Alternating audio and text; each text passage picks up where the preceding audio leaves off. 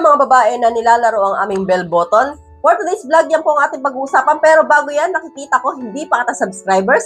Mag-subscribe ka na po muna. Maraming salamat. God bless po. So sa tanong nyo, Lods, na gusto nga ba ng mga babae na nilalaro yung aming bell button? So ang sagot po niya na yes, no? Gusto po talaga ng babae na nilalaro yung bell button. Pero kung sasabihin po ninyo na kapag nilaro ninyo yung bell button namin ay nasa-satisfy na kami sa ganung lagay, no? Nagkakamali po kayo.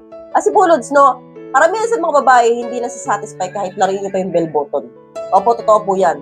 So, ang babae, Lods, no, wala po doon ang satisfaction nila. So, kaya po, kahit po laruin mo po yan ng kamay mo at ang ladi mo, no, ng isang oras, hindi po pa rin po masasatisfy ang isang babae. Kasi po, Lods, ang karamihan po sa mga babae, ang satisfaction po namin ay wala na dyan, no. Part po yan na makikiliti kami. Opo.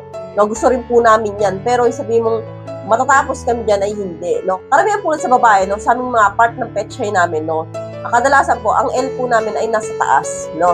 Nasa taas ng wahi. No, ano yung binabalik ko lang wahi.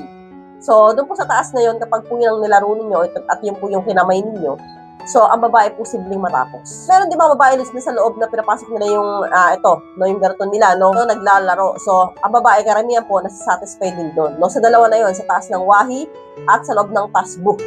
So, doon po ang babae, ang kaligayahan ng mga babae at talagang tunay na kiliti ng babae, no, wala po sa bell button. So, pero okay din po na nilalaro po ninyo yung bell button. Gusto rin po ng babae yan. Pero Lods, karamihan ngayon sa babae, no, kahit hindi nilalaro yung bell button, basta, no, magalaw mo po yung wahi sa taas, no, yung katulad ng sinabi ko sa nakaraang kong video, no, yung wahi, no, sa taas, no, ng bell button, nahawakan ninyo and then namasahin ninyo yung gano'n, no, ganyan. So, ang babae, posibleng masatisfy doon at matapos.